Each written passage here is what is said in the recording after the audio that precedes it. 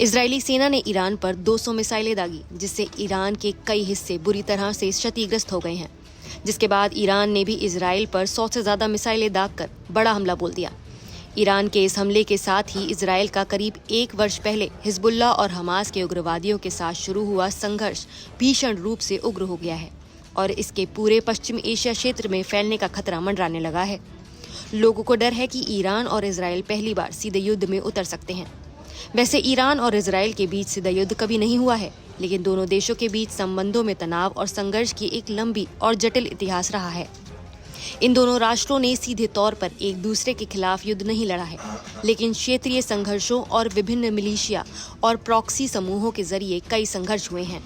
1950 और 1960 के दशक में ईरान और इजराइल के बीच रिश्ते मजबूत थे। इजराइल और ईरान गुप्त रूप से एक दूसरे को सहयोग किया करते थे, खासकर सैन्य और खुफिया क्षेत्रों में।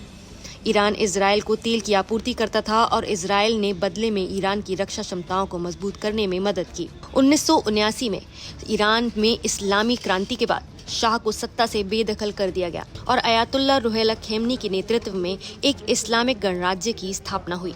इस क्रांति ने ईरान और इजराइल के संबंधों में एक निर्णायक मोड़ ला दिया। खुमैनी ने इजराइल को शैतान कहा और फिलिस्तीनी संघर्ष का समर्थन किया। इसके बाद से ही ईरान की विदेश नीति में इजराइल विरोधी रुख स्पष्ट हो गया। हालांकि ईरान और इजराइल ने कभी प्रत्यक्ष रूप से युद्ध नहीं लड़ा, लेकिन वो कई बार एक दूसरे के खिलाफ अप्रत्यक्ष रूप से जुड़े रहे हैं। इन संघर्षों में मुख्य रूप से प्रॉक्सी युद्ध, खुफिया गतिविधियां और साइबर हमले शामिल रहे हैं।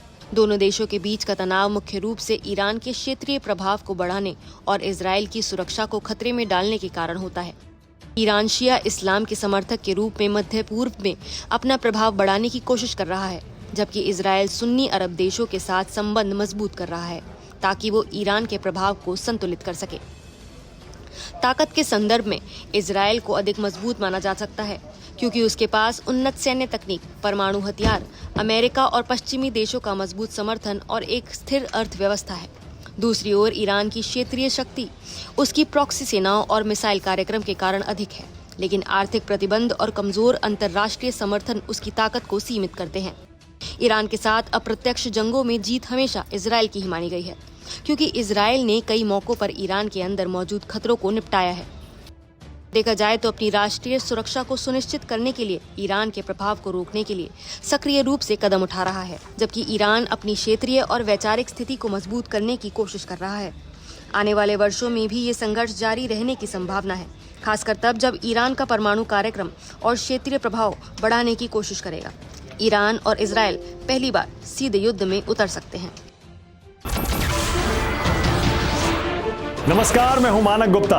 अगर आपको हमारा ये वीडियो पसंद आया हो तो इसे लाइक और शेयर जरूर करें और हाँ, हमें सब्सक्राइब और फॉलो करना ना भूलें ताकि आप देश और दुनिया की कोई खबर मिस ना करें। तो जुड़े रहिए हमारे साथ और देखते रहिए न्यूज़ 24।